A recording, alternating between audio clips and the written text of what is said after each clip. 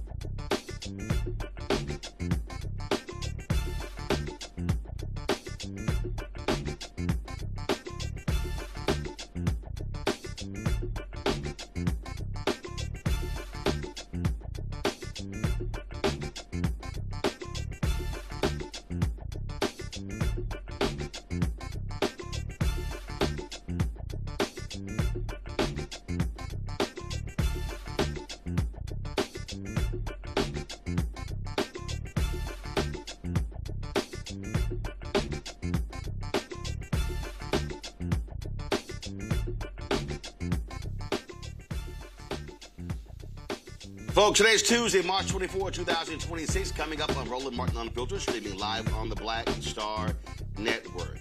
We'll be talking to John Boyd, head of the National Black Farmers Association. They are seeing skyrocketing fertilizer prices. Also, Donald Trump, again, attacking DEI. They're ending a program that was helping farmers acquire land. We'll tell you about the loss of that program. Donald Trump keeps whining and complaining about mail-in voting, but that idiot actually voted by mail this week. I told y'all the man is stupid. Speaking of stupid, he criticized President Barack Obama for cutting a deal to return several $billions of Iran's money to them. And so now he starts a war with Iran. He starts a war with Iran, and because gas prices go up, he now removes the stoppage of Iran gas, and they're going to make $14 billion. Explain to me again, why in the hell are we in the middle of a war? This, y'all, is stupid. Senate Republicans will try to pass the SAVE Act. We'll see what happens there. Also, Gary Chambers will join us. He's been calling out Louisiana lawmakers for the votes that they have been taking there as well. Plus, in our Shop Black Star Network segment, we'll a thought-provoking card game that fosters empathy. It's time to bring the fun. I'm Roland Martin Unfiltered on the Black Star Network. Let's go. He's got whatever the piss, he's on it. Whatever it is, he's got the scoop, the fact, the find. And when it breaks, he's right on time and it's rolling. Best believe he's knowing. Putting it down from sports to news to politics. With entertainment just for kicks, he's rolling. It's on go, y'all. It's Roland Martin, yeah. Rolling with Roland now. He's funky, he's fresh, he's real, the best, you know he's Roland Martin now.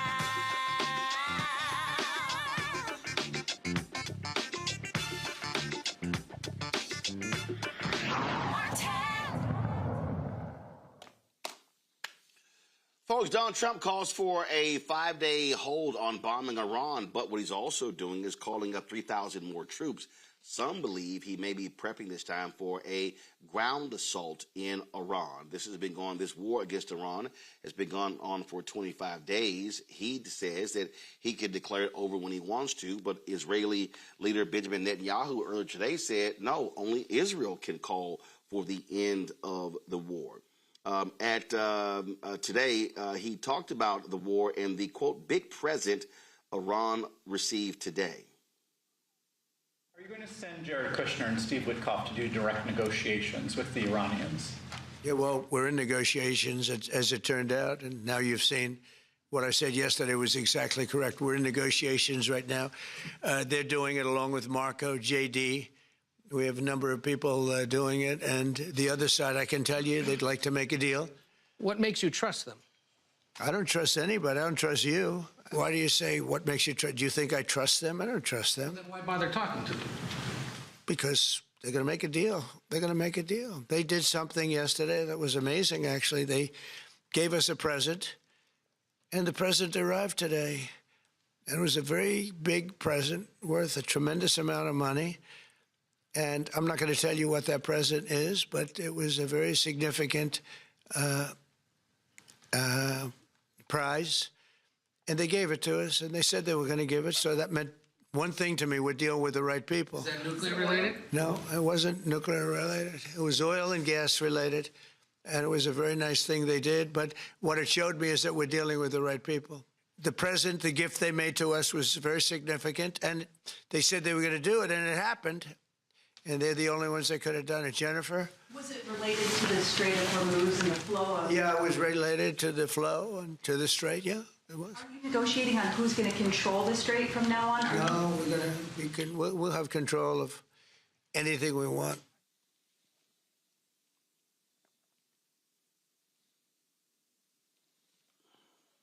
They gave a great... Okay. So when President Obama was there, they were negotiating with Iran over a package regarding their nuclear program.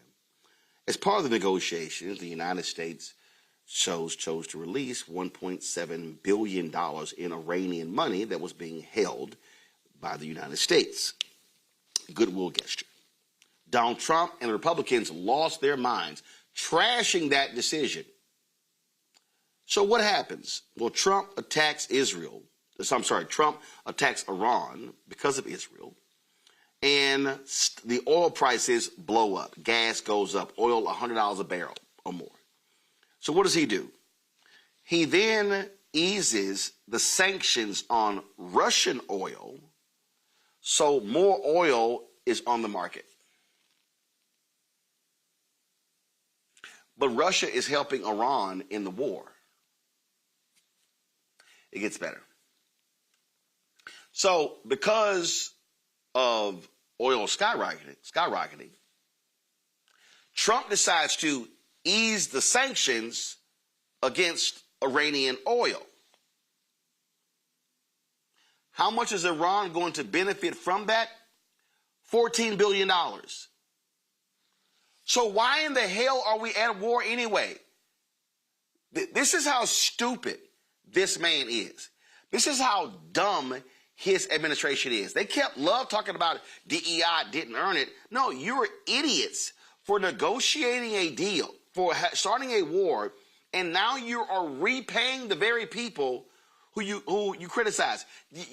You're giving them 7 times more money you ripped Obama for, and you're giving them the money because of a war that you started.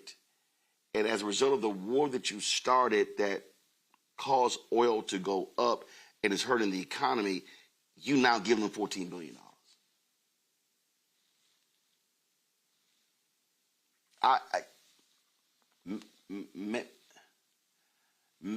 Make it make sense. Make it make sense. My panel, Randy Bryan, entrepreneur, author, speaker, creator of The Truthing Game, joining us from D.C. You can get her game on shopblackstarnetwork.com. Dr. Mustafa Santiago Ali, former senior advisor for environmental justice at the EPA, Joining us from D.C., Nicole Robinson, political law attorney and strategist, also from D.C. I'm Mustafa. I'm absolutely. This goes to show you how dumb MAGA is. I mean, they trashed Obama. How dare you send $1.7 billion back? They're going to use that money to commit terrorism. Trump is allowing them to make $14 billion. Obama $1.7 billion, Trump $14 billion, and actually the $1.7 billion actually wasn't even really going back to them; it still was being held. But it goes to show you how dumb MAGA is, because they think, "Oh my God, he's brilliant. He is playing this perfectly. He's got them at the table." What the United States is offering is literally the same deal Obama offered and got. Yeah, that Trump tore up. And they just repackage it. You know, that's the whole game of this misinformation and disinformation that we often talk about. You know, people put a different bow on a package and try and pretend like they are the first to ever think about it. Of course, as you mentioned, when President Obama did it, you know, everybody was up in arms. But now when Trump does it, it's supposed to be, you know, this great process that is going to bring both an end to wars and help to strengthen economies across the planet. And it's just not true. You know, those numbers that were tied to Russia, I've seen numbers between 50 and $100 billion that was locked up because of the sanctions that were against them. And then, of course, we see the new numbers in relationship to Iran.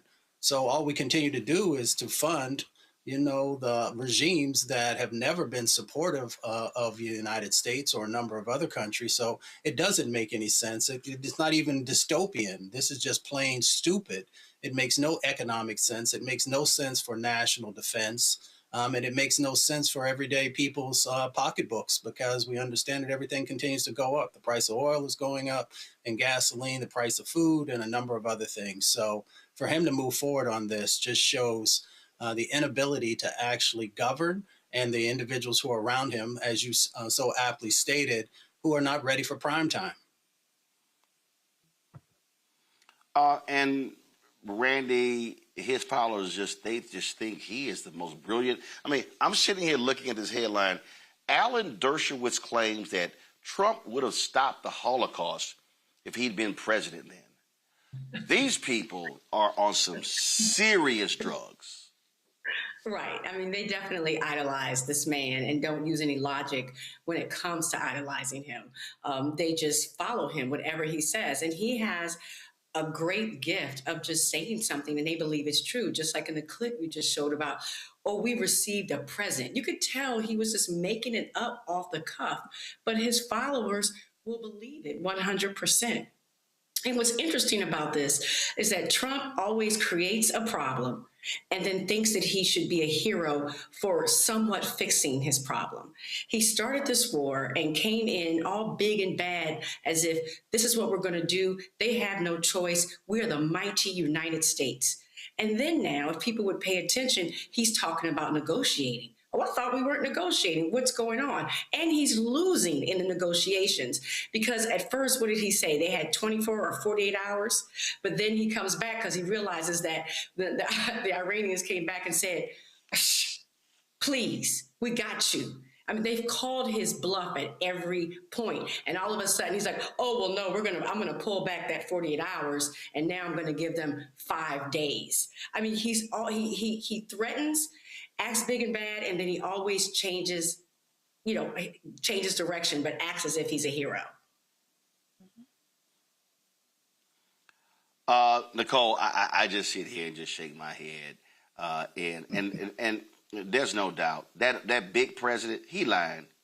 I mean, this dude will lie and they'll swear, oh, no, he's telling you. He's a liar. He lies about lies. Mm-hmm. He is the fake news president. And I'll really say what the rest of the world is thinking. This really makes the United States look weak as a country. One day he's posting something on Truth Social about how he's going to bomb Iran somewhere and take over the world. Then the next day he lies and come back and says we had negotiations. And it's embarrassing because the Iranian state media is saying, actually, we didn't negotiate anything. So what is he talking about?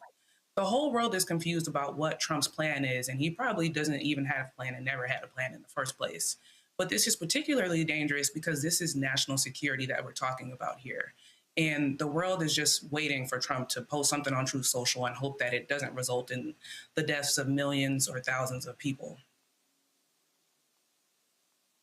Yeah, it's just, you just sit here and just go, okay, y'all are nuts. Y'all are nuts. All right, folks, we'll see what the next movie is. Got to go to a break. We come back. We'll talk about what's happening, how farmers are being impacted by this idiotic war in the United States and Iran. Also, we'll talk about other news of the day, including the Save America Act, how Republicans are still desperate to pass this massive voter suppression bill. Lots to break down. You're watching Roland Martin Unfiltered on the Black Star Network. With medicine and science under attack, I want to keep you and your family informed and healthy. I'm Dr. Ebony Hilton, and I knew at the age of 8 that I wanted to be a doctor. So I studied hard and became the first African-American female anesthesiologist hired at the Medical University of South Carolina since its opening in 1824. And I always say I was made into a doctor, but I was born to be a mom. And as a new mom, wife, sister, daughter, and friend, I understand how frightening a medical crisis can be. I care for individuals on some of the worst days of their lives, and it's my mission to provide you with a safe space to gain clarity on issues affecting your mind, body, and soul. I recognize that there are health disparities, particularly as it pertains to race, and I want to help bridge the gap between you and your healthcare providers.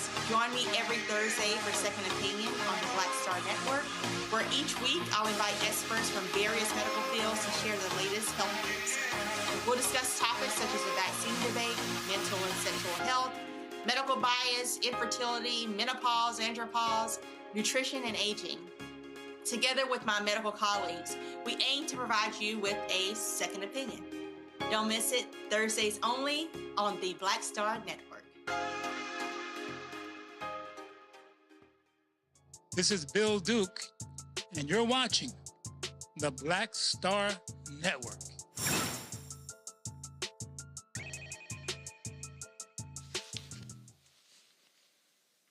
Folks, debate is happening on the Senate floor right now. Senator Cory Booker of New Jersey is up talking about this ridiculous war with Iran. Let's take a listen. A horrific murder in Chicago last week has reminded this nation that the battle to defend the American people, strengthen our republic. All right, folks. Booker literally just finished, and so we'll try to grab what he had to say and have that for you. Let's talk about this Save America Act. What you have here is that there was a deal. There was a deal. It now looks like, okay, Trump is so stupid now he's realizing to accept the deal. So the deal was, hey, let's go ahead and do a bill to fund TSA, have them paid by Friday to ease all of this drama at airports. That deal, Ted Cruz, John Kennedy, John Thune took it to the White House. Donald Trump said, no, I don't want any deal because I want to force the Democrats to vote and I want to pass the Save America Act. Well, y'all, that ain't going to happen. He rejected it. Well, he got ripped. So in 24 hours, he now realizes, yeah, player, you now own these shutdowns, the massive lines. Now you see, of course, he's sending ICE there. He treats ICE as his own personal law enforcement agency. And you got Republicans online, Nicole, who continue to say, oh, Democrats, they're at fault here. Nah, it's a little hard to say Democrats are at fault when literally Republicans control all levers of government. They're the ones who can't get their act together. Exactly, Roland. And we saw the same thing with the government shutdown late last fall. Republicans have control of the whole government. And somehow it goes back to let's blame Obama, let's blame the Democrats and Joe Biden, who's not even in office anymore. It's their turn now to take control. And as we see, Americans don't want the SAVE Act because even the Republicans recognize that this is going to harm their ability to vote as well. So they don't have a plan to get out of this. And Trump isn't budging, even though his own constituents don't even want this. Yeah, that is the case. In a moment, I'm going to play something, Randy, from hard right Congressman Chip Roy, who admitted admitted that, yeah, women are going to have a hard time being able to vote because of if this law passes. But again, you got Senator Mike Lee and others going, no, that's not true, that's not true, that's not true. They're saying the truth privately because they know what's going on. And the bottom line is, it's a shameful bill, and they all are following an idiot. They're following somebody who is so stuck on stupid. They refuse to stand up to him. And so it's like, okay, y'all are going to get screwed, and your voters are going to get screwed by this. And so he's trying to play games, but I just think as days progress, and if the issues don't ease up, guess what? Democrats are like, we ain't got no reason to give in. They do not want to fund ICE. They want transparency when it comes to the Department of Homeland Security. And they're saying, we're not going to approve that budget if you don't give us the answers that we seek. That's the only leverage Democrats have. That's the leverage they should be using. Right. And I hope that they do not bend whatsoever. I feel very saddened that TSA workers are not getting paid. I mean, it is criminal that you have these American working people sleeping in their cars, some of them, because they can't afford a place to live or a way to get back and forth to work. So it's criminal. But I do feel as if we need to stay strong. The Democrats do not need to bend whatsoever, and let Trump, who always thinks he's playing hardball, lose, because they will lose in this. And he doesn't seem to think, he really feels as if he's a dictator, and what he says goes, and he doesn't seem to understand. Well, he doesn't understand the way government works, just like he doesn't understand negotiation. So I'm really hoping that, Democrats stand firm. And because the American public cannot afford to have the SAVE Act go through, it would ensure that many people would not be able to vote. And we know the people they're targeting. They are targeting women. They are targeting people of color. It's going to affect people who've been adopted. It's going to affect, people who don't even have access to much of their paperwork, which that's mainly us. So we understand his plan. And if everyone gets a chance to vote, he knows that there's no way that that Republicans can win. And even he has this fantasy that he's going to run again and be president again. And his brain works in a way that he feels that it's possible. So we need to block all of that mess. Here is Congressman Chip Roy speaking truth about the utterly ridiculous Save America Act. The SAVE Act is obviously critically important. The problem we have is we've got some folks out there that are trying to stir the pot on this allegation that it somehow is a barrier for married women to be able to vote because they've, got to deal with getting IDs with name changes and all those things. Although, frankly, I'm trying not to elevate the issue too much. My chief of staff had to go get a new ID in Virginia. Virginia's adopted the real ID system. So she had to go through a bunch of hoops. She's going to have to go back to the DMV twice because they want the paperwork for it. That's just part of the issue with how we try to set up the ability to identify people. But there's no barriers at all to married women being able to vote. Mustafa, I'm sorry, did I just hear him say she's going to have to go back to the DMV twice because of the paperwork? Mm-hmm. I'm trying not to elevate this. Yeah, I think we know why you're trying not to elevate it. Yeah, exactly. The SAVE Act is one of those sets of movements on Capitol Hill and, of course, at the White House that have no real meaning, no need.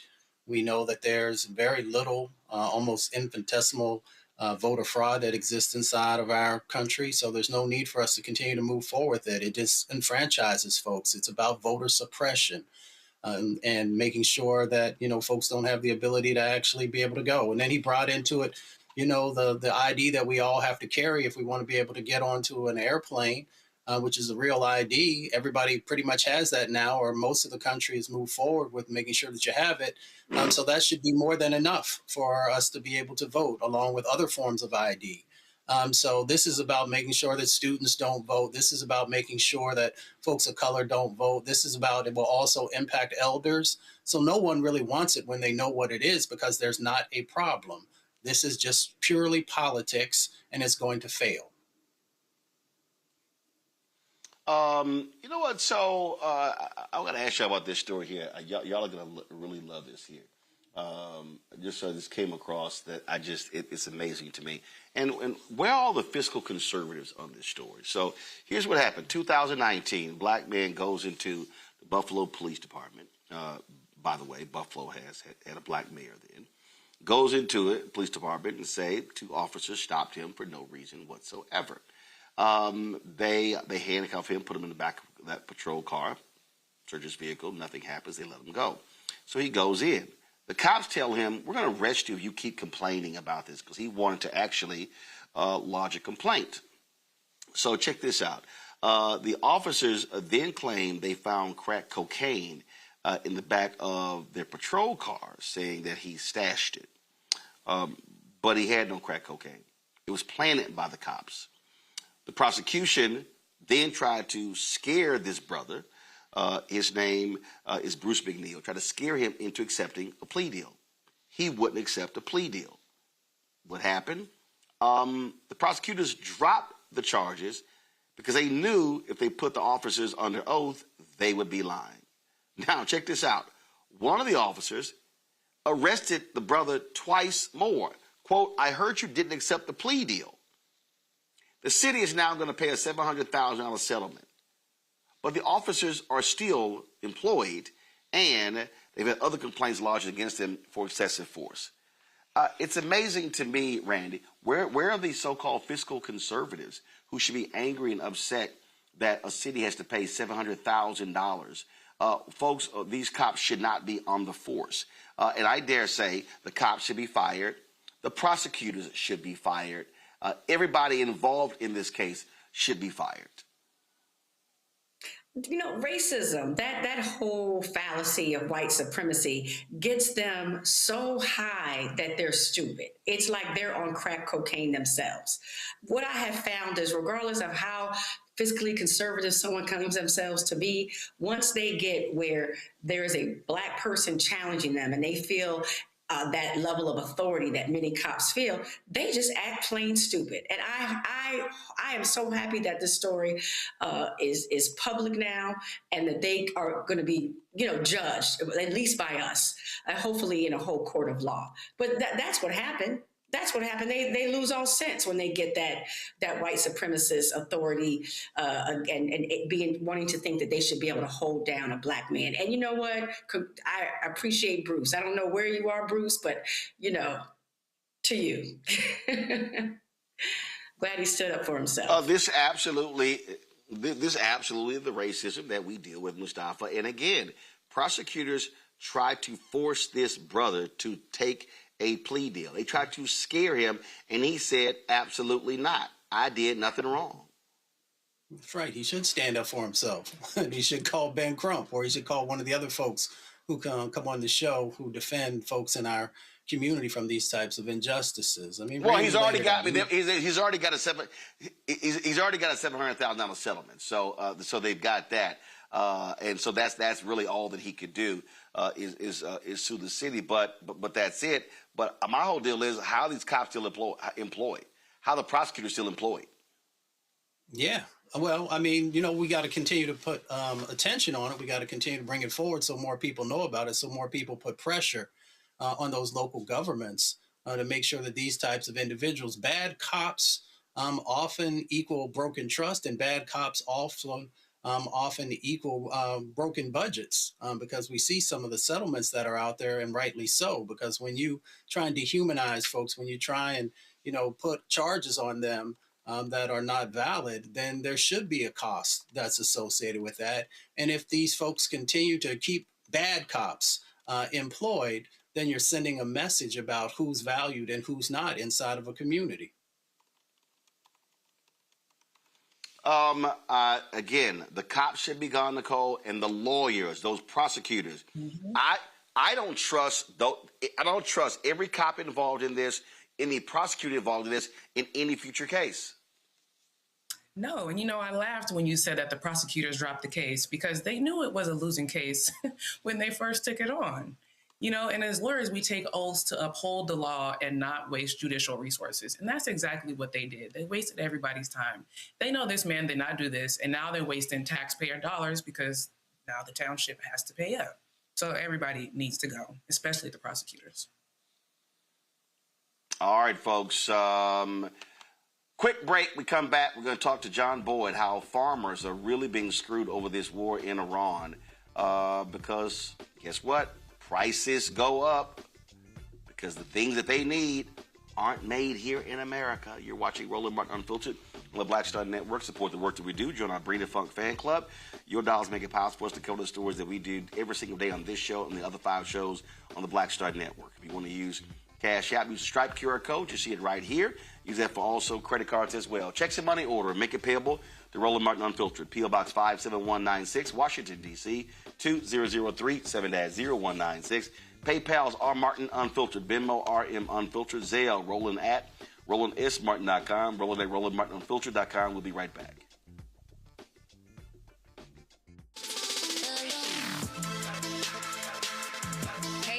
Welcome to The Other Side of Change, only on the Black Star Network and hosted by myself, Rhea Baker, and my good sis, Jamira Burley.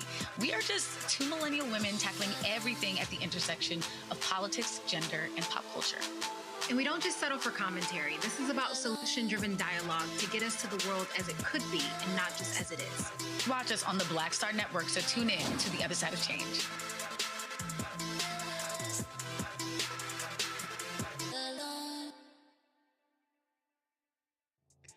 What's happening? This is your man, Motown recording artist Kim. You are watching the Black Star Network.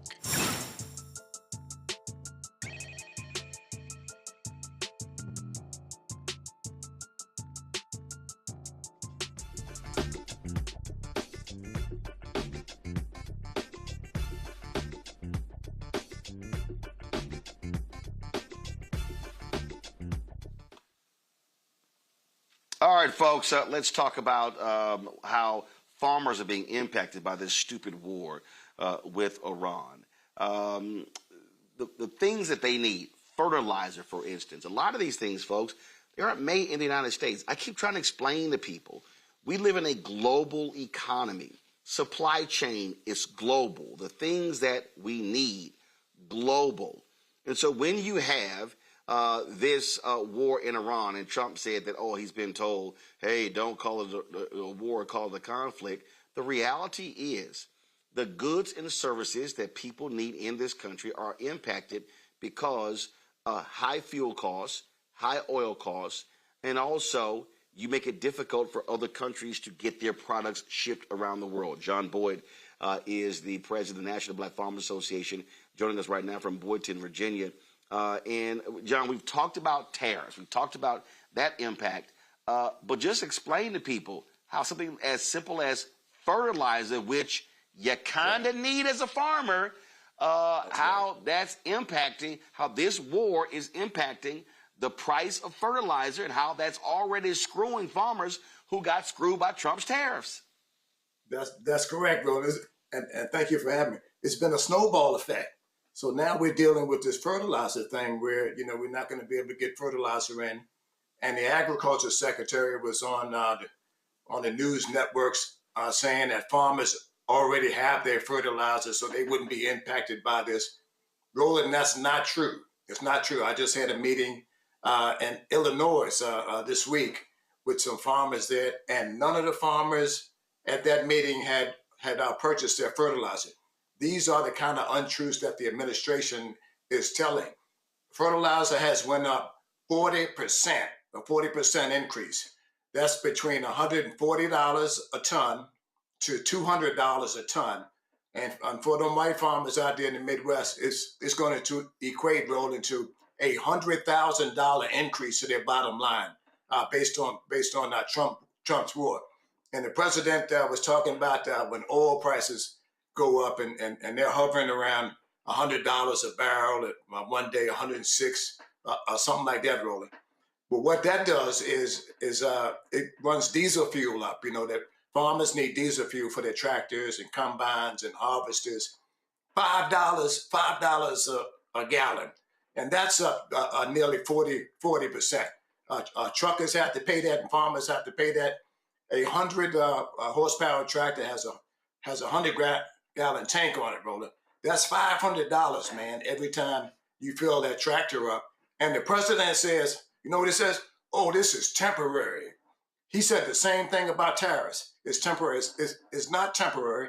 We have 190 plus farmers that are delinquent and on their farm operating loan, farm ownership loan, farm equipment loan.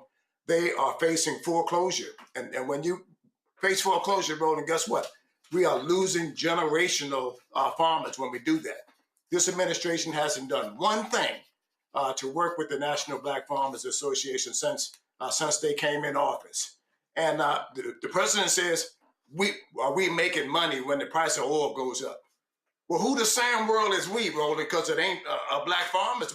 We're not making a dime off this. We're the ones paying for this high diesel fuel and high fertilizer. Farmers have to have fertilizer. It's the first step of the farm process. No fertilizer means no yields and no a good harvest. The fertilizer has to be spread now. So farmers are already being squeezed profits. So when everybody watching, this is very basic, y'all. This is very basic. It's just like at your house. When your expenses go up, your profit margin gets smaller and smaller and smaller.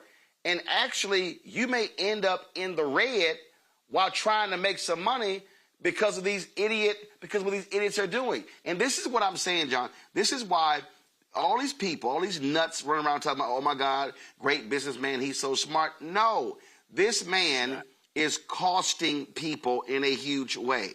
And he screwed farmers the first time he was there. He's screwing them now. And I saw something the other day. Again, more farmers are complaining. Now fishermen are complaining. He just canceled this wind farm project, and we're going to pay a French company $1 billion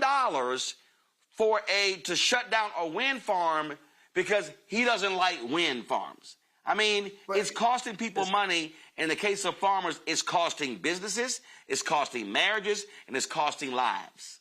It's costing lives. And you know what, Roland? $1 billion a day for a war that he wanted. We didn't have to go to this war. $1 billion a day, and the administration says we don't have nothing to help 190 black farmers that are facing foreclosure. They haven't proposed one item, nothing to help us keep our farms.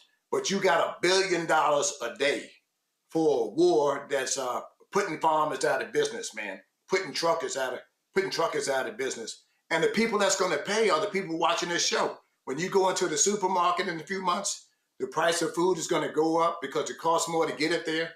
The price of food is going to cost more because it costs me more to make a crop roller. This administration, in my point, gets a F minus for farmers. Black, white, I don't care what color he is. He's done farmers in this country. Yeah, absolutely. And we're seeing how this is going again and again. I got to ask you about this here. Politico dropped this story, and again, now we're dealing with idiots over and over and over again. So Donald Trump is canceling a program that help farmers buy land. And it's their favorite one. Oh, this is DEI. So the USDA is called the Increasing Land, Capital, and Market Access Program. It was funded with the American Rescue Plan Act. It awarded roughly some $300 million to 50 projects for 5-year contracts. Well, again, they've decided that, and again, this is what Politico says, nonprofits, tribal governments, and other organizations apply for the funding to address land access issues for underserved farmers, including access to capital, market expansions, succession planning, and efforts to prevent land loss. The project were especially targeted to address land access issues facing black farmers, immigrant farmers, indigenous farmers, veterans, and other underrepresented groups. But they've said, oh, it's wasteful spending. Brooke Rollins, the Secretary of Agriculture, directed them to review this, and they said they're not going to be promoting DEI and to be free from fraud, abuse, and duplication. And here's the deal. Perfect example. This program. Roland, stop putting black people and some fraud in the same sentence. There is no DEI on my farm. When I walk outside and hop in my tractor, I have to be able to make a crop. And that's something that these white people can't take away from me, the art and skill set. I'm a generational farmer. I learned how to farm from my daddy, who's a farmer all his life, and my grandfather, Thomas Ford. These people say they were master farmers because they didn't need any money from the government to make a crop. Black farmers are good farmers. And this stuff about a DEI on the farm, there's no special hiring out here because guess what? Nobody really wants to do this hard work. It's this administration with all of this nonsense. And guess what, bro? This really ain't a new story. It's just coming out. When they first came in, we probably out $2 million from USDA programs where we haven't been able to build or get those funds. And guess what? For people watching the show, go to blackfarmers.org and support us so we can keep these 190 farmers in business because this administration don't want us. But they want to bring white farmers. I'm going to tell that every time I come on this show, Roland, and bring them here, flew them here first class, things they ain't never done for black people, give them homesteads and monies and land out of inventory and grazing land. And they said they want to do away with race, but you bring a man from South Africa solely based on one race, which is white. Then that's why I said that this administration is all about whiteness, and we're going to have to regroup and get out here in the midterm election and change and flip this coin around on this president and vote these people out, man. Vote them out the Senate and vote them out the House and start putting pressure on this president so we can, start to impeach him and get him out of there, bro. And that's the only way that the things are going to get better in this country. Absolutely, absolutely. Questions from the panel? Randy, you first. It's so nice to meet you. I've read many articles about you. Wasn't there a lawsuit that the Black Farmers Association did have? And how is that? Where does that stand today? Well, and somebody talked about Ben Crump. I'm going to be talking with Ben tomorrow on his drive down. He's doing a speech at North Carolina Central, and we're going to come up with some sort of strategy. One for the panel and Roland, we didn't get a dime of the tariff money that they said was going to go back to farmers, and we want to sue the administration for the loss of tariffs, the money that we lost there. So I'm going to be talking with Ben Crump about that. The $5 billion, we never did get it. And Stephen Miller and Roland covered this thing from grit to grit when it came down. Stephen Miller found white farmers. He raised $3 million and began to sue me, well, not me, but sue the case, the black farmers in federal court, and they blocked the $5 billion in aid that was supposed to come to black farmers. They blocked it. And we tried to appeal it and all of these things.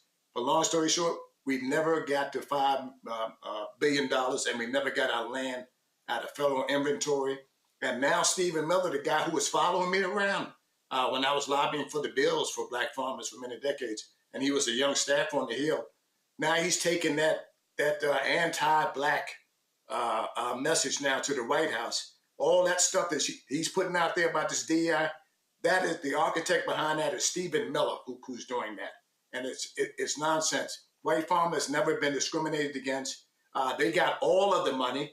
And my whole 43-year career, I've been saying we want the same as, those two words, same as white farmers. I've never filed anything in court to stop a white farmer from participating in a federal program. But as soon as they thought we were getting $5 billion, they ran to individual federal courts around the country to block it. But long story short, I believe in God. I take him everywhere I go, and God don't like this foolishness, and he's going to fix it some sort of way. Thank you. Mustafa. Well, John, it's good to see you. I haven't had a chance to talk to you in a while. Good to see you. Yes, sir. Well, my great-grandfather. I think the people need to know the history here. We signed a historic MOU when Biden was in office about black farmers participating in EPA, and you were very instrumental in crafting that language so that we can start to participate as black farmers in the EPA program. And so my hat's off to you, and I'm glad to see Roland's tap you for this show. He has a good voice with you. Yeah, thank you, John. I appreciate that. My great-grandfather was a farmer. My grandfather was a farmer. Could you share with folks the importance of spring planting? People need to understand that certain things got to get in the ground. Yes, and Roland tapped on, and I always get excited on this show, man. This is the baddest platform out there, man, for Black people. The first application that we have to do is we have to apply fertilizer to all of the ground that I'm going to be planting soybeans and corn in. The fertilizer goes in now, and we have a window of opportunity for planting season to about 30 to 60 days. Anytime after that, we get into what we would say in school, tardy or being late, and then you may make a crop or may not. So it's important for the listeners and watching this show, when they say we can't get fertilizer, and we can't right now, that is going to hurt farmers planting their crops across the country, because the first application has to be fertilizer, and then you plant your seed afterward. So thank you for that very, very important question, and it highlights the importance of what this president is doing. He said this is temporary. We got plenty of time to fix this. We don't, and something has to happen. If the Canadians are watching this show, they need to reach out to the National Black Farmers Association that they can help us get fertilizer to our members. We welcome to have that discussion. Nicole. Mr. Boyd, hello. We've not met yet, but I also have farmers in my family, so thank you for the work that you do. Yes, I wanted to know if you could talk a little bit more about the long-term impacts of these cuts and the war in Iran, because I think a lot of Americans think after the midterms and after Trump is out, okay, everything will go back to normal, but I don't imagine that that's true. This president has damaged Black farmers for decades, just like Roland just asked me about them rolling back an incentive program that would help Black farmers and Native American farmers. All of those things, they immediately want to cut that. Those programs allow us to do certain things to help our members that USDA offices are not going to do. That's what the whole problem was in the first place. So the long-term impact of that equals land loss. And that's why I'm beating the drum. Those are 190 farmers who have contacted us and said, hey, we need some sort of payment or something to help bring our payments up current so we don't lose our farms. These are things that are happening to us. And when you lose a generational farmer, like I talked about, my farmer's been in the family, man, for 100 years. And the art and skill set and training to be a farmer came with many decades. When you take that farmer out of farm production in this country, the people who are going to pay are the American people, because that's a guy who knows how to produce food in mass numbers, and that type of operation, people, doesn't happen overnight, and that type of training doesn't happen overnight. Not to say that somebody can't come out here and learn to farm. That's not what I'm saying. But you're taking a generational agriculture producer off his land, and you're taking those goods out of the supermarket, and it's going to hurt. It's going to hurt us as Black people. But guess what? Black farmers been here before. We've been down before, slavery and sharecropping and Jim Crow. It's the large-scale white farmer that's going to lose record numbers in acres. And I've been on, me and Roland talked about the importance of Black people forming investment groups and going to these auctions and buying a portion of those farms that they can afford to buy. One man's travesty could be another man's gold if we do this right. They're going to lose way more land than Black farmers in this country, and we need to be prepared to buy that land. But we also need to be prepared to call on wealthy Blacks, because the government clearly doesn't want us to cut out everything to help us. And wealthy Blacks in this country, and we do have some, should be reaching out to the National Black Farmers and say, hey, board, how much do you need, man, to get these 190 Black farmers out of foreclosure, man? And I can call some of my billionaire friends. We got to start helping ourselves, because the government, this president said they don't want nothing Black. That's what he's saying. And we want it all white. And I'm saying we got to start wanting ourselves, and we got to start writing some happy checks and trusting each other and helping each other. Thank you. So you said that. So John, you said there are 190 Black farmers in foreclosure. What's the total amount of land? Oh man, I would say probably 100,000 acres. I would say altogether, Roland. If you look at And what's that? And what's that number in terms of, let's say, in terms of what would that cost? Probably $50 million. Get these farmers out of foreclosure. Probably a good $50 million. For example, Roland, I got and I always like to break it down for myself because I ain't above anybody here. I'm in the same boat as the other black farmers. I got an $80,000 fertilizer bill that's and partial seed bill that I haven't finished paying from last year. That's an example of a farmer that's in distress. That's just seed. That's just seed and fertilizer. Yes, I paid my mortgage, but there are other black farmers that have not been able to pay their mortgages, pay their farm operating loans, or some sort of equipment loans. And these are the calls. And Roland, this went up 20 farmers in about a week and a half because this thing is compounding. The tariffs. Now you got this war, and you got a government who is completely cutting every program that they think will help anybody that look like anybody on this program tonight. And that's why I'm saying that there are some black billionaires, and we know things are tight, but we shouldn't be losing black farmers, man, when we have a government who is racist from the microphone and comes out every other day and say they don't want us. Roland, this president said he didn't want me to come to the White House meeting, man, when he had a farm meeting. They said the same thing. Oh, we're moving away from DEI.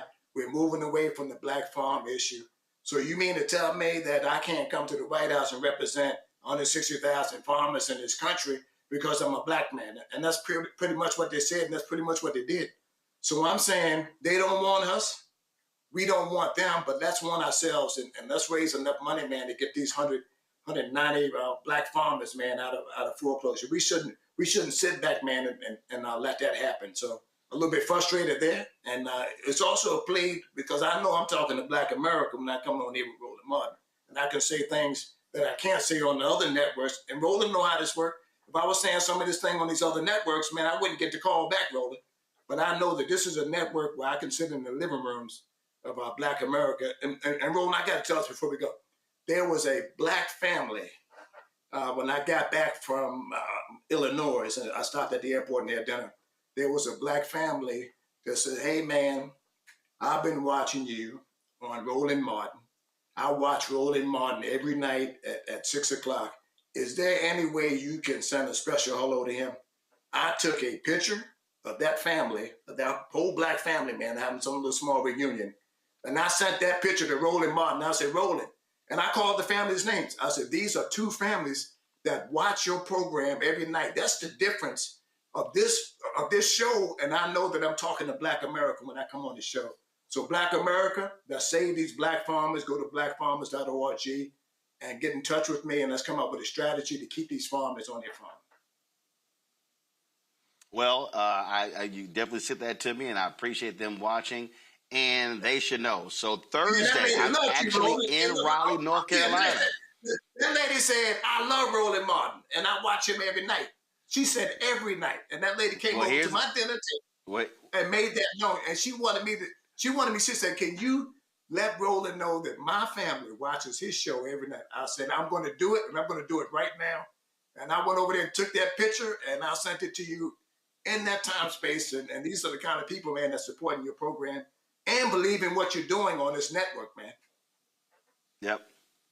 Absolutely. Absolutely. Well, we appreciate them for watching, their support, and they should know I'm actually in Raleigh on Thursday.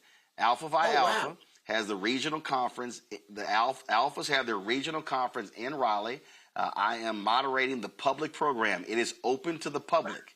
And so they can certainly they can come on out. And meet you. So that's going to be on Thursday. Thursday, the doors open at 6. I'll be moderating that panel. We'll have a guest host on the show because I got to moderate that panel because they're not streaming it. But they can come. So I would love to meet them. They come on out to the Alpha Regional Convention on Thursday in Raleigh. Let's do it. Let's do it. All right, John, I appreciate it. Thanks a bunch. I love you, man. I appreciate you. All right. I appreciate it, my brother. Folks, got to go to a break. We'll be right back. Roland Martin Unfiltered. And I have not forgotten. I keep telling John, I have not ridden horses in a long time. But I got to go down his farm so I can go ride some horses. Y'all, I'm dead serious. All right, y'all. We'll be right back. Roland Martin Unfiltered on the Black Star Network. A decade of love, joy, and power. Black Voters Matter is 10 years old, and we are just getting started. This is love with a purpose. This is Black joy in motion. This is unstoppable power. Across campuses, neighborhoods, and back roads. Let's go! We show up not just to vote, but to be seen, to be heard, to belong. We ride together, we organize together. We remind each other that our voices matter, because they always have. Black Voters Matter is about more than ballots. It's about housing and healthcare, clean water and living wages, education, reproductive freedom, and dignity. It's about turning pain into action, turning belief into movement, turning community into power. We don't wait to be invited. We bring the energy. We bring the love. We bring the people. Because when Black communities come together, we don't just survive, we thrive. This is how change happens. This is how history moves. We organize, we build, we win. Pull up a chair, take your seat. The Black Tape with me, Dr. Greg Carr, here on the Black Star Network. Every week, we'll take a deeper dive into the world we're living in. Join the conversation only on the Black Star Network. What's up? It's Talib Kweli. I'm CEO. This is the Black Star Network.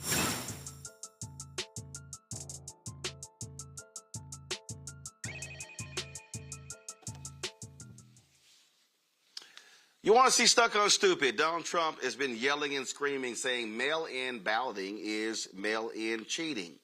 Yet guess what that fool did on Monday?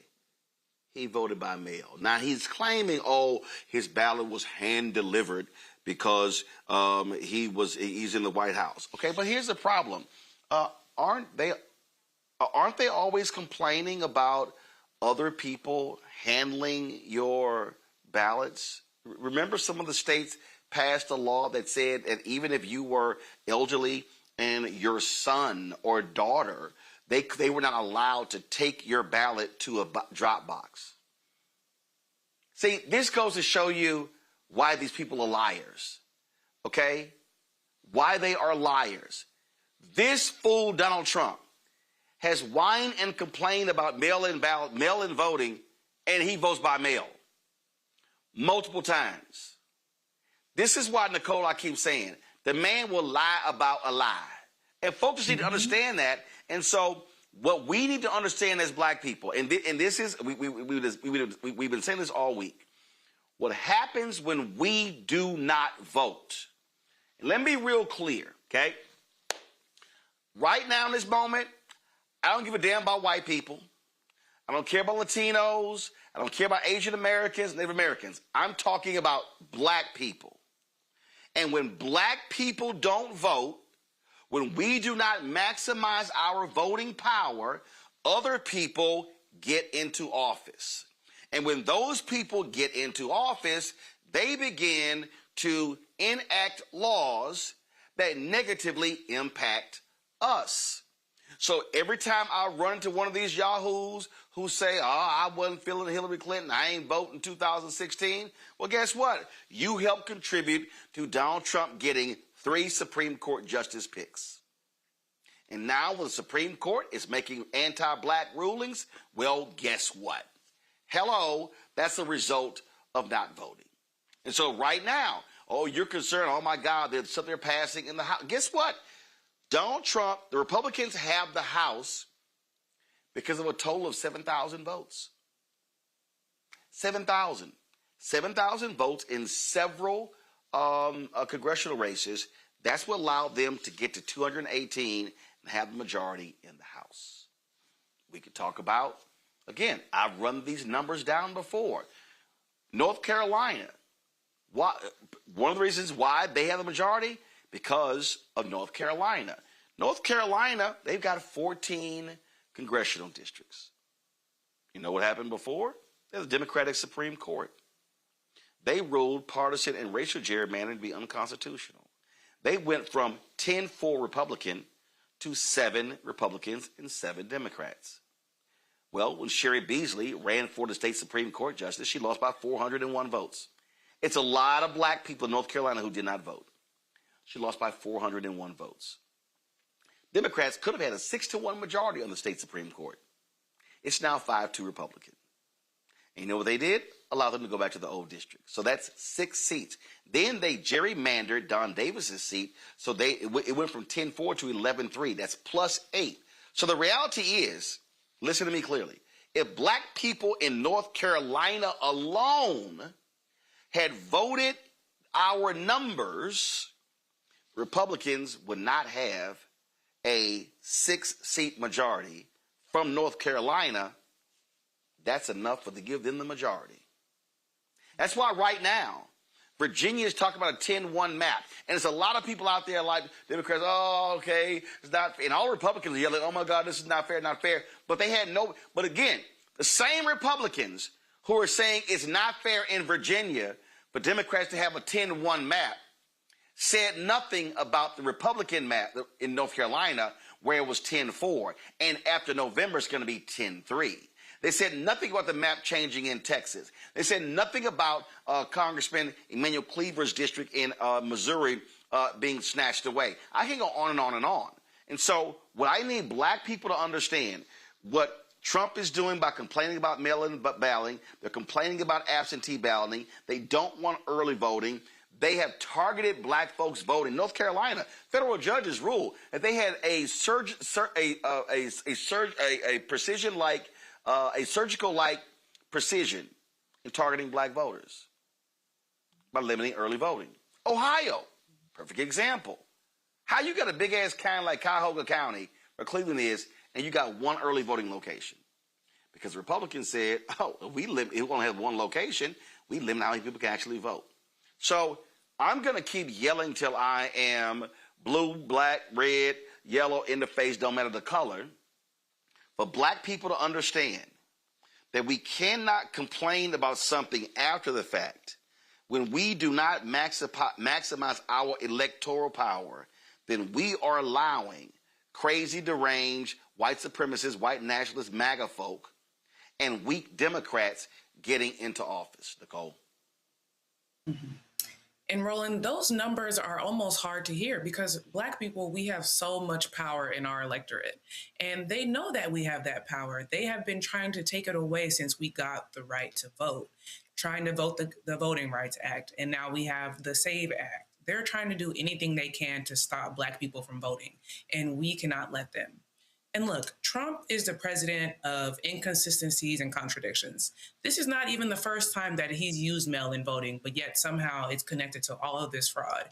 And we've seen time and time again, and we've seen all the studies that mail-in voting is not fraudulent, and it is something that countries around the world use. So I hope that our people continue to recognize that we do have the power when we get to the polls and vote, because we truly, truly need them to show up in November. And the Republicans are scared. That's why the Senate is debating the SAVE Act right now, because they're afraid of the power that we do have. Randy, listen, Sabrina Fulton, Trayvon Martin's mother, in 2000 what year was this? Give me 1 second. This is in 2020.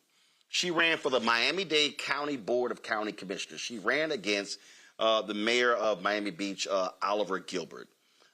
She lost that primary by 331 votes.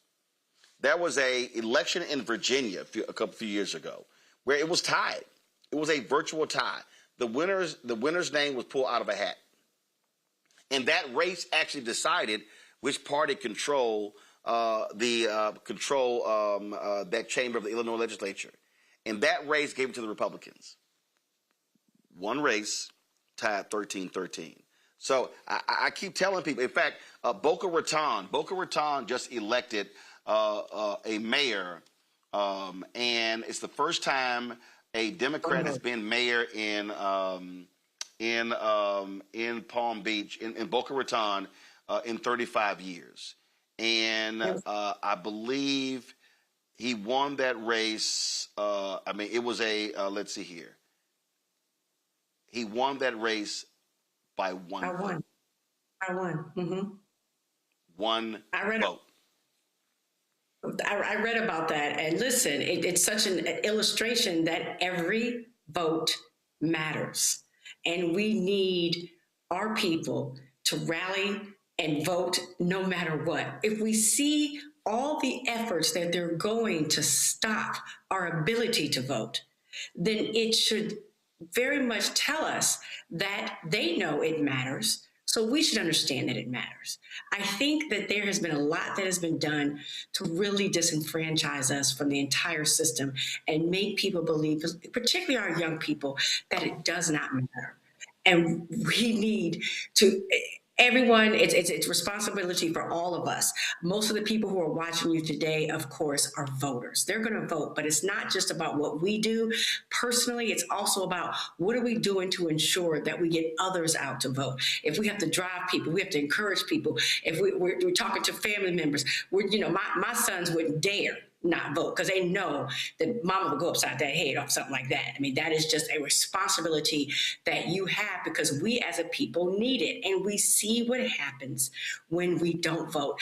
If no one learned anything from the way that they have destructed DEI, using racism, because DEI did not benefit us more than anybody, but it was necessary to create a diverse and inclusive spaces. The way they have torn it apart, and it totally was because we did not have the vote, because the Supreme Court it's really working for Trump at this point and has all the power. So we can't make the mistakes that we've made in the past of not being engaged. We cannot be apathetic. We have to be active. Truly our lives depend on it. Mustafa. I'm thinking about our discussion, and I'm remembering a quote that says, "I can't believe what you say because I see what you do." And I think about it from both sides of the coin. So in relationship to Trump, we know that he continues to utilize mail-in voting, and we understand the dynamics of why he's trying to limit it for others. So I can't believe what he says. But I'm also going to flip it on our folks, because we got a whole bunch of folks who say they love Black folks, that they love Black culture, that they love Black community. But when you don't vote, what you're doing is you're limiting your ability around your rights and your resources. When I think about voting, that's the way that I frame it out. It's about rights and resources. So you understand all these dynamics and these impacts that happen inside of our community. And when you don't vote, you're absolutely not doing anything about it. And you're actually co-signing, even if you don't want to admit that you are, even if you sat on the couch. And if you want to talk about how we don't have the resources that we need inside of our communities and you don't vote, then you are also playing into that, and you're saying it's okay that folks can strip away resources, that we don't have the investments that are necessary, that we don't have those nonprofits that are so incredibly important that help to weave together the safety net because federal laws haven't always protected our communities. So I can't believe what you say because I see what you do, and I hope that you change it and you do something different. One of the folks who understand this is Baton Rouge, Louisiana activist Gary Chambers Jr. He joins us right now. One of the things that he's been doing is holding elected officials accountable. Y'all have heard me say numerous times on this show that the election is the end of one process and the beginning of another. That when the election is over, we then have to go from voter mobilization organization into voter engagement, and that is watching what is being done at the city council, the school board, the county government, the state level, and the federal level.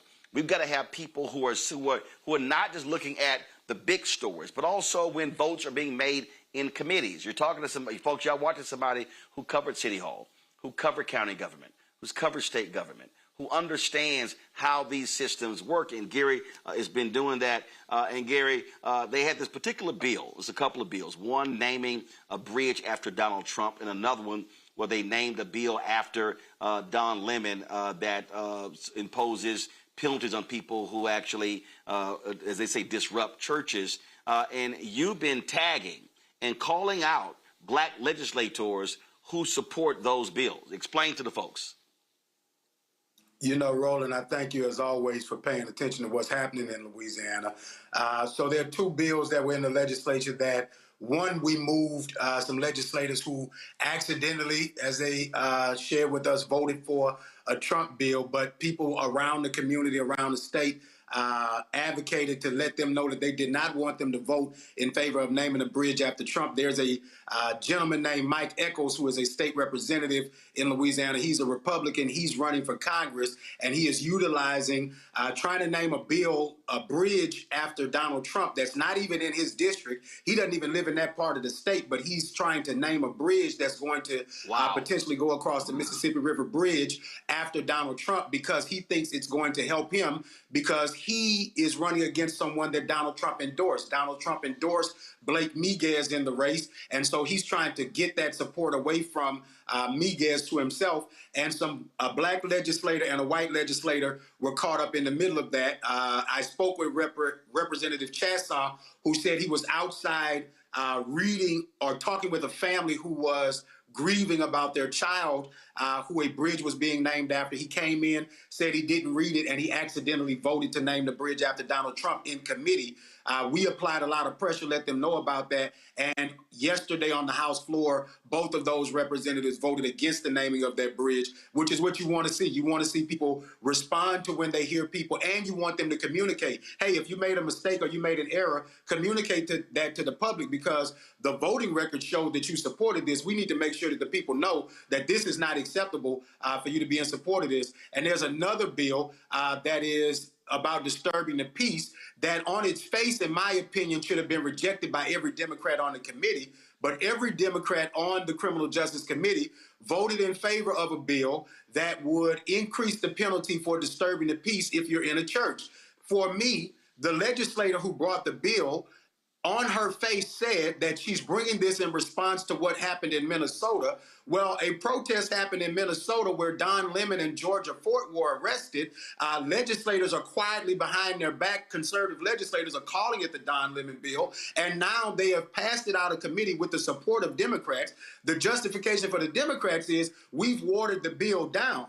What we need from Democrats is fighting against these bills tooth and nail. You have the authority to object to these bills, but we've actually had legislators double down and tell us, well, we made the bill, we amended the bill, we made it less effective. If the intent of the bill is to be in response to something that happened in Minnesota, and there are no black clergy in Louisiana asking for this bill, I can't understand why any black state representative especially would be in support of it. And so we've made noise about this so that state representatives, when this comes to the full House, will vote against this, because I haven't heard a single citizen in the span of this discourse that has been in favor of us increasing the penalty for disturbing the peace. It also would make it a felony if you committed battery inside of a church at a protest. So then that person would end up, if you have 30 people at a protest and the police decide to say that everybody gets charged with battery, now we've got to have a jury trial for all of those people. And I don't think that that is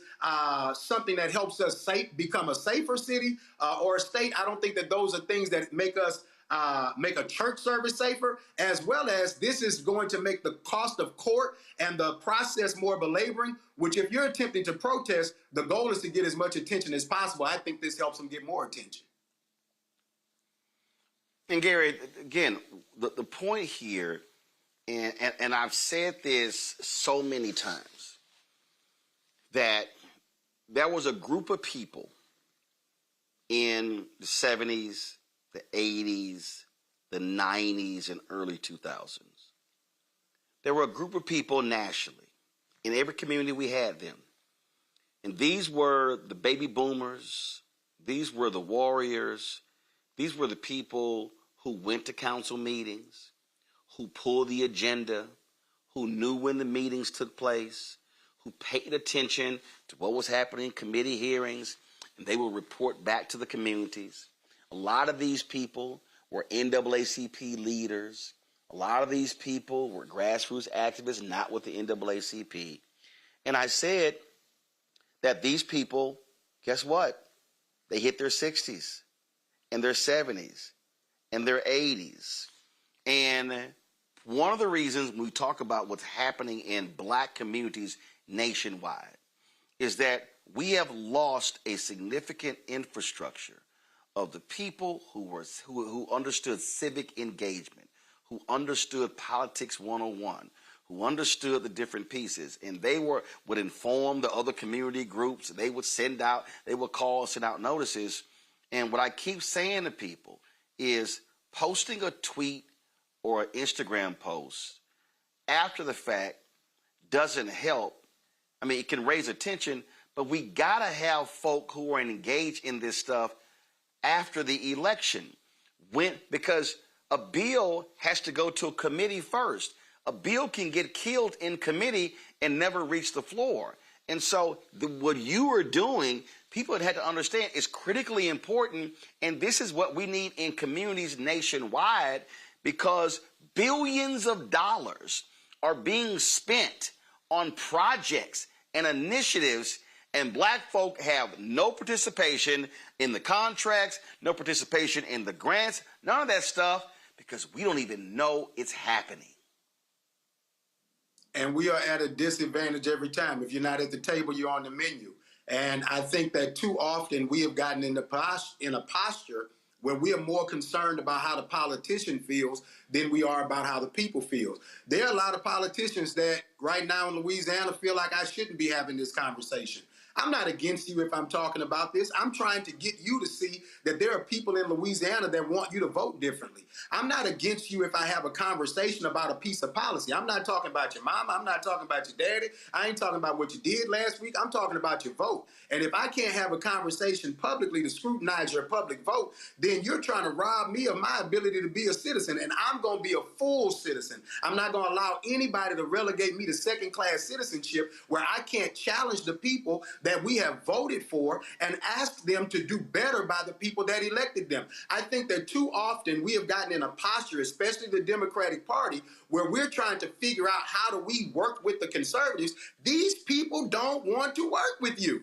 These people are robbing you blind every week. And if they are robbing you blind every week, they have a supermajority, and you have a lower percentage of black people and Democrats turning out to vote. The reason might be that you're not fighting enough. And so maybe somebody's got to light a fire under your asses so you get up and fight for the people that elected you so that you can build momentum at the grassroots level so people can be motivated to show up to vote. Because why would they be motivated to show up to vote for people who will not even fight for them in the committees that they elected them to serve on? I literally had somebody tell me, and actually this was the second person who told me, Gary, that there are several CVC members, several Congressional Black Caucus members who don't like me and who are not fond of me. And my response was, well, I guess those are the people who can't stand accountability. And we make it perfectly clear on this show. If you do good, we'll talk about you. If you do bad, we'll talk about you. At the end of the day, we'll talk about you. And the reality is our responsibility is not to placate black leadership, white leadership, Hispanic leadership, Native American, Asian American leadership. It is to challenge folk and advocate on behalf of black people. I made it clear when Obama was there. I wasn't concerned about getting invites to his birthday party or to stuff along those lines. My job was to speak to what was happening to black people, because he was only going to be there 8 years. He's had a whole lot of birthday parties since he left in January 2017. But the bottom line is to fight for what's going on. And we've got to have people who are informing our folks about what's happening. And that's why, I've been saying, I've told the Black Caucus themselves directly, hey, federal government spends $1 billion a year on advertising. Y'all should be fighting for money for black-owned media, because you know what? You don't have black folks who are covering Congress and what's happening through there specifically for black America. You got black people who work in mainstream media, but those folks, their agenda ain't black first. And this is what we have to have. And so what you're doing there, and you mentioned the state rep, when you called him out, he He had to come out and say what happened. He had to explain why he wasn't sitting in his chair. And then he had to commit to not making that mistake again by having something pass while he's out of the room. I think that we have to remember accountability is not an attack. And that if we have a role in this as citizens, it is to make sure that the people that we elect deliver on what they say that they're going to do. I know that you are busy raising your family. I know that you got sometimes 2 and 3 jobs, but they taxing you at every one of them. And if they're going to tax you at every one of them, you ought to make sure that the resources that they are taxing you are going to people who look like you so that they can create jobs for people who look like you so that you can work 1 job instead of 3 jobs. And one of the things that I don't think we realize is the level of corporate welfare that exists. Now, listen, if they were down there voting on some of this stuff and North Baton Rouge, New Orleans East was ending up with a grocery store on the other side of it, maybe we could have a conversation. If they were down there and some of their votes ended up where you cut this deal here or you went along with this and voted with them, but we got 10,000 jobs created for black people in the state of Louisiana, then maybe we could have a conversation. But I haven't looked at a single piece of legislation where on the other side of it, we see a harvest for black people in the economic opportunity or the quality of life in our communities. And if we're not turning a harvest for our people, we're not getting a return on our investment as voters, and that's a problem for me. And I think that we as black people need to have a doggish attitude with our leadership. I think our leadership has got it twisted that we want, you need to support us. I watch conservatives every day fight in public. Fox News is a battle between conservatives. Yeah, they are praising Trump every day, but the conservatives within their party, they are fighting for a place forward. And we are sitting here every day pretending that there should be no political tug-of-war happening within the Democratic Party. Well, if you were doing so damn good for the people, you'd have a higher voter turnout in some of these communities. And the fact that you don't have that turnout is a proof that people are sick and tired of what they're getting so that they're not showing up for you. Yeah, absolutely. It all goes together. And last point here, I was talking to a brother in Birmingham who was asking me about who's going to run in 28. Then we got around to it. He ain't voted. And, man, I laid into his ass. And I said, here's the problem. I said, when you don't vote, and then and if you do vote, and then you don't follow up, and you don't stay kicking these politicians behind, that means somebody else is going to be benefiting from your tax dollars. And for all these people, and I'm gonna go ahead and say, I remember I had all these Simple Simon Negroes when I had this brother on Georgia who opened this school for black boys, and they were like, man, you sitting here, you dogging that brother, you know, he bootstrapping this, and he doing for self. And I was like, are y'all that dumb? I said, you can't open a school, even if it's a private school, without government, because you need, guess what? You need to pass inspection. You need a certificate of occupancy. You got to be able to, I began to walk this, and in fact, the school that he was trying to get was a public school.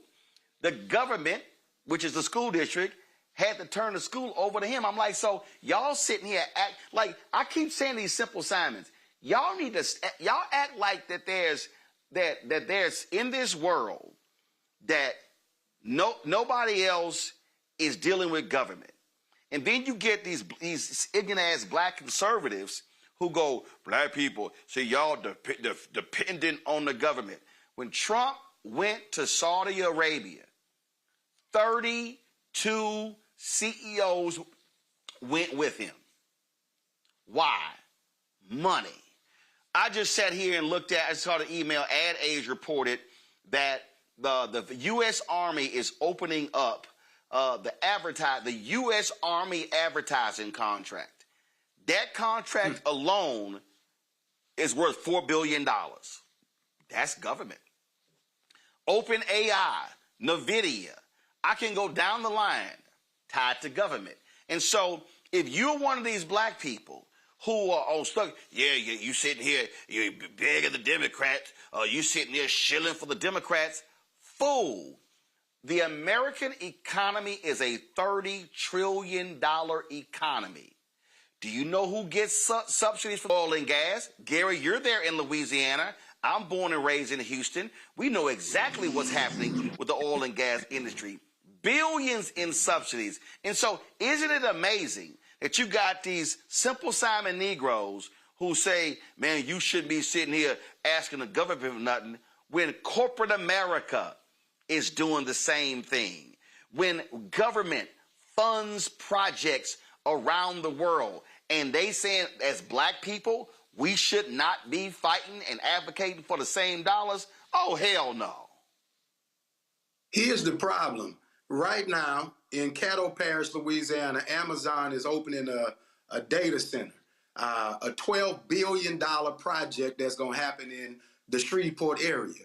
But when they walked in, they said, we're going to create 500 permanent jobs, and you can't tax us for this, and you can't give us, these are the list of things that we can't be taxed for. These are the things that we want a tax break on, and if you don't give us that, we're not going to invest this $12 billion. Now, we're getting a $12 billion investment for 500 permanent jobs, but they are being able to skate out on taxes. Now, when the last time you've been able to skate on yours?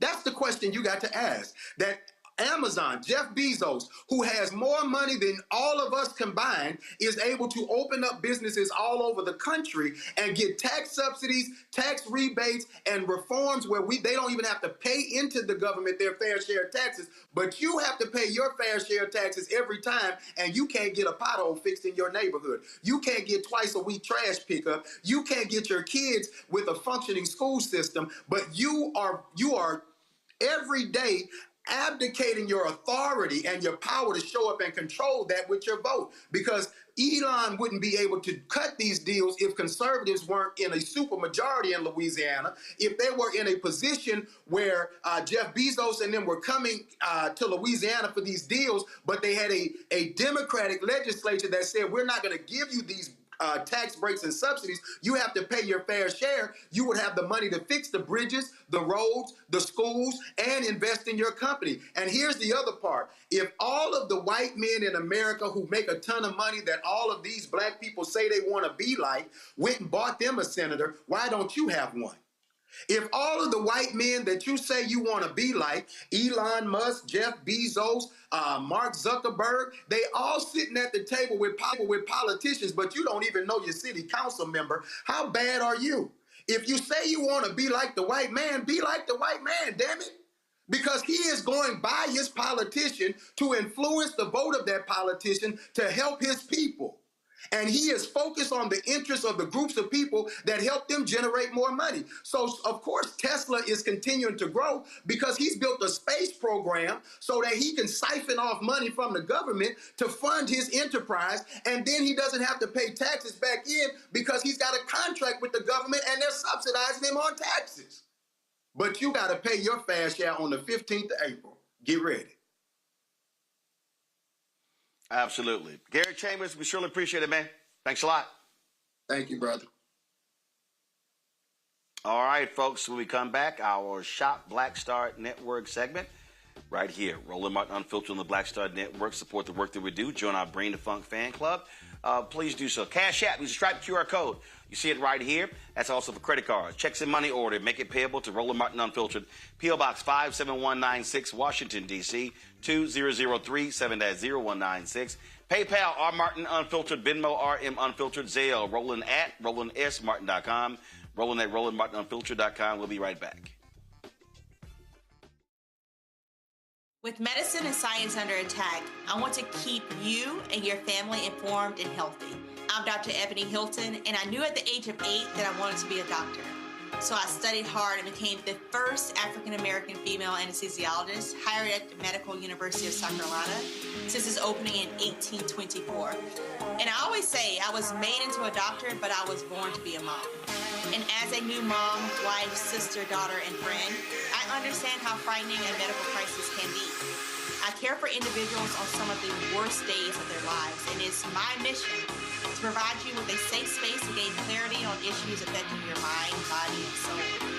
I I recognize that there are health disparities, particularly as it pertains to race, and I want to help bridge the gap between you and your healthcare providers. Join me every Thursday for Second Opinion on the Black Star Network, where each week I'll invite experts from various medical fields to share the latest health news. We'll discuss topics such as the vaccine debate, mental and sexual health, medical bias, infertility, menopause, andropause, nutrition, and aging. Together with my medical colleagues, we aim to provide you with a second opinion. Don't miss it, Thursdays only on the Black Star Network.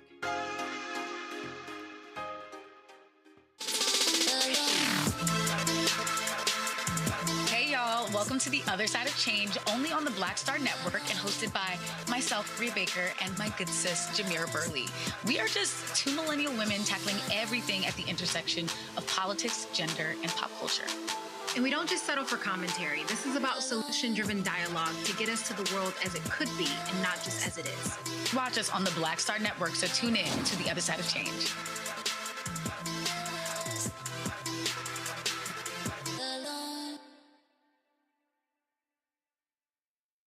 Pull up a chair, take your seat. The Black Tape with me, Dr. Greg Carr, here on the Black Star Network. Every week, we'll take a deeper dive into the world we're living in. Join the conversation only on the Black Star Network.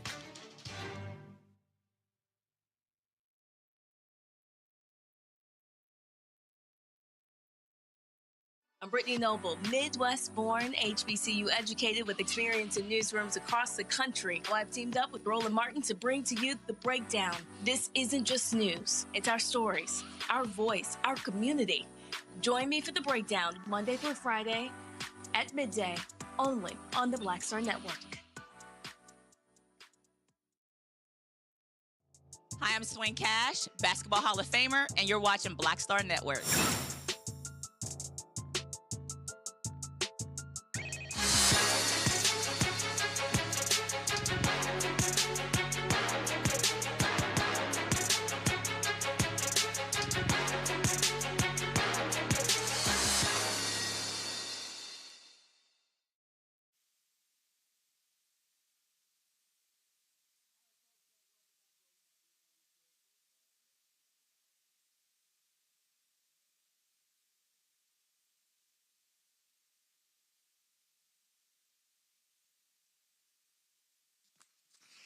All right, folks, let's talk about our Shop Black Star Network segment. One entrepreneur focused on this idea of empathy when it comes to card games. It's called Actually Curious. The objective is not to win to lose, but to get real with the other players, fostering an empathy-driven movement focused on human connection. The game's creator, Michael Tennant, joins us right now. Michael, so walk us through how is this a game? What does it do to make us be more empathetic? Yeah, absolutely. You know, we started out with a really ambitious idea that we could gamify bringing people together who might have a distance between them, a riff, maybe even different political views. If we could turn it into a game, we might be able to actually trick people into strengthening the skills that they need to believe that they could come together. So the way it works is, it teaches active listening skills. One person asks a question, the other person answers, and the person who asks a question listens to receive. And if you're playing in a bigger group, the person that is listening gets to award a point to the answer that they resonate with the most. So it really gets us practicing the skills that we need to hear one another. Okay, so how does that work, though? So you say I award a point based upon how it resonates. So what if it doesn't resonate? You don't get a point? If you're playing in a group, in that case, that wouldn't be the person that you would award. But where it really gets beautiful is you're gonna give the point to someone, and then you get to explain to them what about that resonated for you.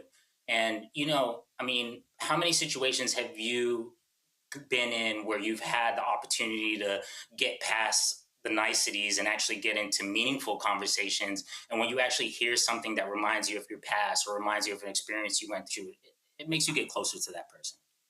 But I got some questions here too. So, right. I mean, if you're down, yeah, go ahead. Would love to go play ahead with you. All right, so I'm gonna start you off light. So let's. Right? Well, actually, hold on. So we'll bring the panel in as well. So let's go ahead. All right, go ahead with what's the question? Okay, so it's not just me and you. All right, so I think it's important for your viewers to know that there are 5 editions. There's the Our Future edition for kids, the Culture edition, which explores the music, the film, the fashion, the sports that we love. The Happy Hour edition, which explores what makes us happy. This one is the banger for date night. This is really great for your own kind of self-reflection and well-being. And then we've got the most important deck, the Human Rights edition, which explores our blind spots around important topics that we don't always have the right avenue in. So I was thinking we could start you off in the kids edition. So give us. No. We're not doing the kids edition. We're gonna do the culture one. Let's go. Let's do the culture one. So I'm gonna bring in Nicole, Mustafa, and Randy as well. So let's go. What you got? All right. So I curated a few questions for us. So we're gonna lead off with this culture edition question. GOAT, greatest of all time. Who is one athlete that you respect or admire? What you got, Mustafa? Paul Robeson. What you got, Nicole? I need something that I can. What's the why? He was an All-American athlete. He also was a big champion for our community, so he understood how both education, athletics, and civil rights could play a role in helping us to be able to move forward. Okay. Nicole? Asia Wilson, of course. As a former college athlete, she paved the way for women in sports and women in athletics. She's incredible, undeniable, great personality, strong Black woman, all the things. Randy? Of course, Muhammad Ali. He was a fighter, not just in the ring, but outside of the ring. He did so much for our people and was absolutely charming. I'll go Bill Russell, obviously activist, player, Olympian, college champion, first Black head coach in the NBA, and also was a player coach, lived in 2 championships, and all around great guy. So, all right, so how do we award points? So how does that work?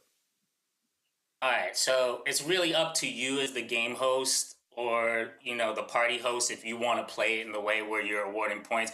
Right now, I'm feeling like the winner because I feel like I got a little bit of each of you hearing those answers and also got to be reminded of some of my heroes as well.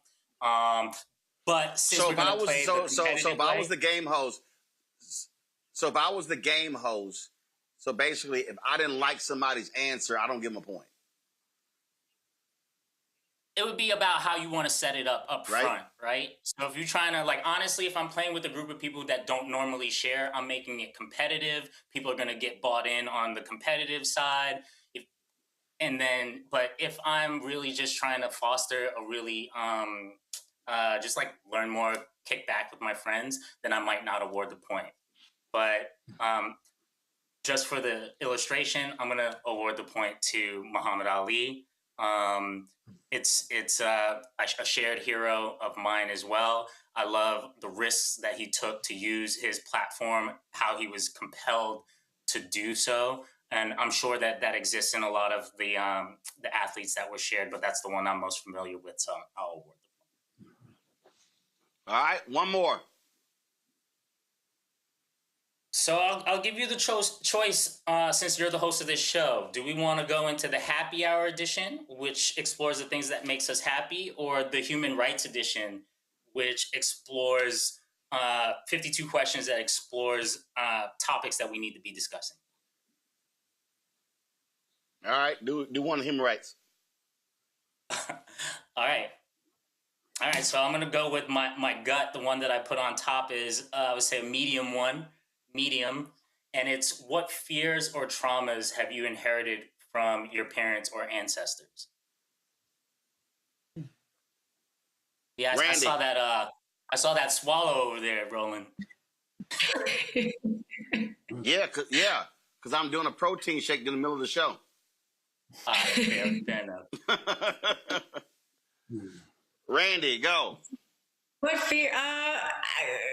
Maybe eating at buffets, like eating around people that I don't know are clean, like potlucks and things like that. Like everyone in my family doesn't eat at strange people's places, or we don't eat food that we don't know who fixed it outside of a restaurant. All right, so we're inviting you to the potluck. Nicole. I would say a fear of risk taking. I think it's easy to just put your head down, go to work, and come home and provide for your family so everybody can stay safe. I'm trying to break out of that, but I have inherited that from my people. Mustafa. Financial stability. Yeah. It's incredibly important because a number of folks in my family line, things were stolen from them, whether it was land, their life, or a number of other types of things. So we always think that if we're stronger financially and economically, then we can be able to deal with some of those challenges. The reality is, I don't have any fears. Okay, I don't have any. When you talk about family, I don't look back and go, oh, I have a fear of this. I just do. I just go about do what I do. I don't even think about the concept of fear does not enter my mind at all. I sense some of that from some of the interviews that I've heard and things that I've heard. I think this is a beautiful, important question that we don't really get to explore often with the people that we love. And Nicole, I really resonated with your answer. Something that I think about is kind of like assuming that there's like some punishment around the corner, and then I'm working to undo however that belief system ended up in me. But I'm really grateful for the opportunity to show you all a range of what's going on here at Actually Curious. I said we started off with adult light, and then we ended up on adult very deep. But across the 5 editions, Actually Curious sets you up as the host to say, all right, I want to keep it light and intimate and fun and connect, or I want to be able to potentially work the people I love up to some of these topics that I think we should be exploring as a community. All right, folks, the game is Actually Curious, and so you can go to shopblackstarnetwork.com to check it out. And so we're adding this to our lineup of Black-owned businesses that are on the show. Of course, Randy's truthing game, her card game, is already on the site. Actually Curious is there as well. So go to the site, check it out, and support this Black-owned business. And when you support them, you also supporting this show as well. Marco, we appreciate it. Thanks a lot. Thank you. All right, folks, I'm going to close the show out with this here. As this white man showing his racism, he's running for the United States Senate in South Carolina. He decided to directly target NASCAR's only black driver, Bubba Wallace, with this statement when they had a race last week in Darlington, a NASCAR race last week. Listen to this fool. Good afternoon from Darlington, South Carolina. We're at the Darlington Raceway for the Goodyear 400. Look, on June 10th, 2020, NASCAR banned the flying of Confederate flags at its races. As your next U.S. Senator from South Carolina, my first call is going to be to the CEO of NASCAR, Jim France. Sir, we want to fly our flags again at NASCAR, and we don't give a crap what Bubba Wallace thinks. South Carolina will rise again.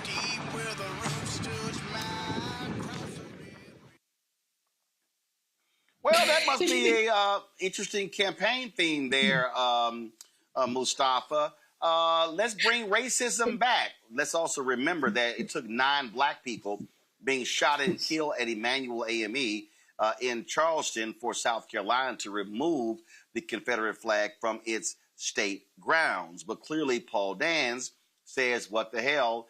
let's run on a campaign of racism. Why not? Why not? Because he has no policies. I mean, isn't that amazing? He said the first phone call that I'm going to make, it's not about addressing the price of food or the price of gas or making sure people got a place to live. It is about racism. It is about the Confederacy, which lost a war and tried to separate the country. So we'll see how his campaign turns out. But if you want to vote for a racist, it sounds like you got an individual to choose right there. Must be something else, Nicole, to say I'm going to make a direct, overt appeal to all the bigots in South Carolina. Mm-hmm. Right, to all of his people in South Carolina. And, they try to act like it's about Southern pride and all of that, but we know it's just about white supremacy and the Confederacy. Y'all were the losing team and you still can't give it up. And the embarrassing part here is NASCAR is sticking beside their policy about not having Confederate flags. I mean, the president himself said that they're not going to bring that policy back and that they want to expand their base. So this man he has a losing argument here, and he's probably going to lose his election too. So it's just quite interesting there, Randy. Let's make my number one priority in one of the brokest states in the country with poor education, poor health care. It's the Confederate racist flag. He looks so much like Elmer Fudd to me. It was hard for me to even listen to what he was saying. He's like a cartoon character in the first place. But listen, if that is what his biggest concern is, who would want to elect someone whose biggest concern is about flying a flag that represents a loss? It's insane to me. But the thing is, we know that there will be some people who will vote for him. He's not going to win, but there will be some people who will vote for him. I mean, that's a doofy looking guy. I'm sorry. I can't even take him seriously. He's a clown. Yep, there you go. I mean, that's how the racists act. All right, we appreciate the panel. Nicole, thanks a bunch. Mustafa, thanks a bunch. Randy, thanks a bunch. Folks, I'm here in Atlanta tomorrow. First of all, HBCU Aware Fest is taking place this week. I'll be moderating a panel tomorrow, Ebenezer Baptist Church from 1 to 3 p.m. Regarding the HBCU Summit, so look forward to that. If you want to get tickets, go to hbcuawarefest.com, hbcuawarefest.com, and so look forward to that. All right, folks, that's it. It's time to go. Hey, don't forget, support the work that we do. Join our Bring the Funk Fan Club. Your dollars make it really possible. So support this show, the other 5 shows on the Black Star Network, the shows we're looking to launch as well. So we appreciate all things that you can do. If you want to contribute via Cash App, use the Stripe QR code. You see it right here on the screen. That's also for credit cards as well. Checks and money order. Make it payable to Roland Martin Unfiltered, P.O. Box 57196, Washington, D.C. 2003 790-196. PayPal, R. Martin Unfiltered, Venmo, RM Unfiltered, Zelle, Roland at RolandSMartin.com, Roland at RolandMartinUnfiltered.com. Download the Black Star Network app. Apple phone, Android phone, Apple TV, Android TV, Roku, Amazon Fire TV, Xbox One, Samsung Smart TV. Be sure to get our Roland Martin Unfiltered Black Star Network swag by going to shopblackstarnetwork.com. Our hats, t-shirts, hoodies, wall art, everything is there on the site, including our most popular shirt, Don't Blame Me, I Voted for the Black Woman. Also, of course, if you want to, and in fact, let me go ahead and give a shout out. My homegirl, Alina Blanchard, who worked with me at TV One. She went to took her son to the doctor today, and Miss Lori Green, who works at the hospital, huge fan of the show. She said, Alina says she watches the show. She has the shirt. She donates. She's a huge fan. Watches every day. So Lori Green, I appreciate you watching the show as well, folks. So get the Actually Curious card game and other products that we have of our Black-owned businesses. Going to shopblackstarnetwork.com. Shopblackstarnetwork.com. So go there right now. Again, get the products, go to our marketplace. You can get birthday gifts, anniversary gifts, all that good stuff. We surely appreciate it. Thank you so very much. Don't forget to watch The Breakdown with Brittany Noble every day, noon Eastern, right here on the Black Star Network as well. The Breakdown with Brittany Noble, noon Eastern, every day on Roland Martin on the Black Star Network. Folks, that's it. I'll see y'all tomorrow. Holla!